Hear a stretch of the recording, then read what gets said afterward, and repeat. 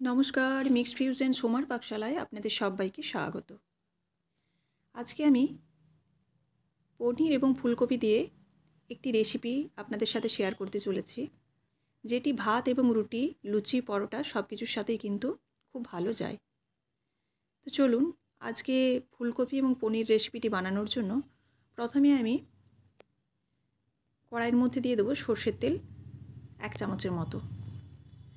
এবার দিয়ে দিচ্ছি ডুমো করে কেটে রাখা আলু। আলুটা এখানে খোসা ছাড়িয়ে নিয়েছি, আর এটা হচ্ছে নতুন আলু। যেহেতু শীতের সময় চলছে, সেজন্য এখানে নতুন আলু আমি ব্যবহার করেছি। এর মধ্যে একটু লবণ এবং হলুদ দিয়ে আলুটাকে একটু হালকা করে ভেজে নেব। এটা একবারে সিম জালে ঢাকা দিয়ে হালকা করে ভেজে নিচ্ছি। আলুটা যখন এরকম একটু হালকা করে ভাজা হয়ে যাবে, তখন এর মধ্যে দিয়ে দেব ভাপিয়ে রাখা ফুলকপি। ফুলকপিগুলোকে আমি একটু গরম জলে হালকা করে নেড়েচেড়ে লবণ দিয়ে তুলে নিয়েছিলাম। ফুলকপিটা কিন্তু খেয়াল রাখতে হবে গরম জলে দেওয়ার সময় যাতে সেদ্ধ না হয়ে যায়। দেওয়ার সাথে সাথেই কিন্তু একটু নাড়াচাড়া করেই তুলে নিতে হবে। এবার ফুলকপিটাও আলুর সাথে দিয়ে একটু ভেজে নিচ্ছি। এরকম নাড়াচাড়া করে একটু হালকা লাল করে ভেজে নেব। ফুলকপিটা ওইদিকে ভাজা হচ্ছে, আর এদিকে আমি পনিরটাকে কেটে নিচ্ছি।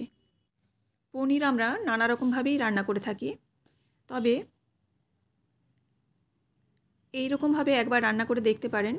রেসিপিটি কিন্তু ভীষণই খেতে ভালো হয় এবং খুবই সুস্বাদু হয়।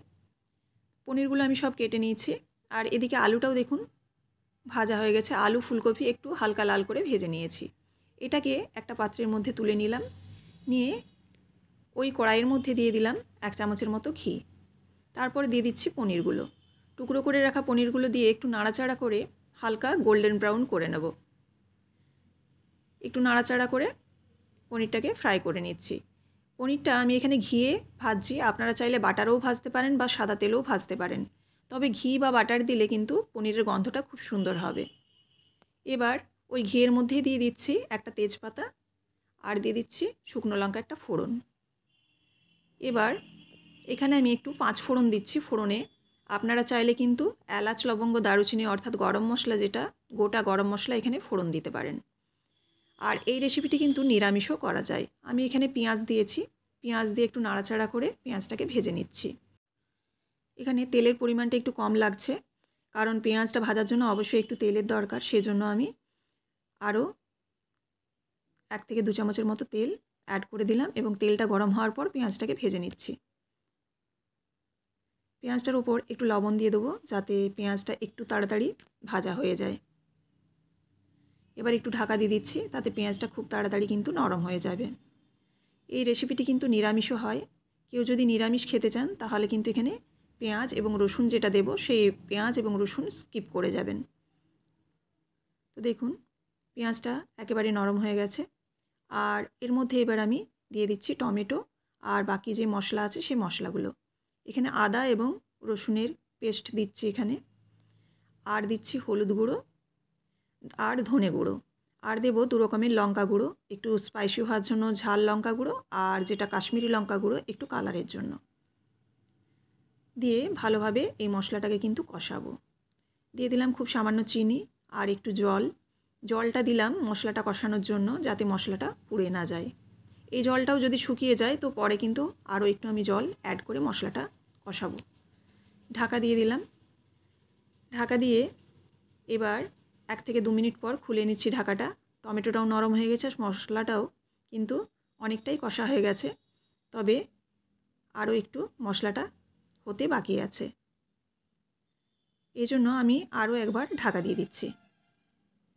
মশলাটা খুব ভালোভাবে যখন কষানো হয়ে যাবে, এরকম তেল ছেড়ে ছেড়ে আসবে, তখন এর মধ্যে ভেজে রাখা ফুলকপি আর আলুটা দিয়ে দেব। দিয়ে মশলার সাথে কিন্তু কষিয়ে নেব। দেখুন, পুরো মশলার সাথে আলু এবং ফুলকপি ভালোভাবে কষিয়ে নিচ্ছি। নেড়ে চেড়ে এই আলু এবং ফুলকপিটাকে একটু কিন্তু 2 থেকে 3 মিনিট পর্যন্ত কষিয়ে নিতে হবে। এখানে আমি লবণটা দিয়ে দিলাম। লবণটা পরিমাণ মতো দিচ্ছি।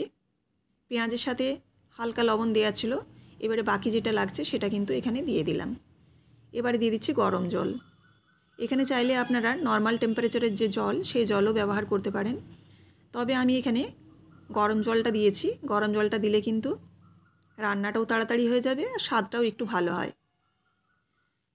ফুলকপিটা যখন খুব ভালোভাবে ফুটে যাবে এবং নামাবার ঠিক 3 থেকে 4 মিনিট আগে আমি পনিরটা দিয়ে দেবো। প্রথমেই ফুটে যাওয়ার পর পনিরটা দেব না। ফুলকপিটা যখন প্রায় হয়ে আসবে তখন কিন্তু একটু আগে পনিরটা দিয়ে দেব। পনিরটা দিয়ে একটু নাড়াচাড়া করে আরও 2 থেকে 3 মিনিটের মতো ফুটিয়ে নেব। গ্রেভিটা যখন একটু ঘন ঘন হয়ে আসবে তখন কিন্তু গ্যাসের ফ্লেমটা বন্ধ করে দেব। এবার এর মধ্যে দিচ্ছি আমি একটু গরম মশলার গুঁড়ো, খুব সামান্য দিচ্ছি, আর দিচ্ছি জিরে ভাজার গুঁড়ো।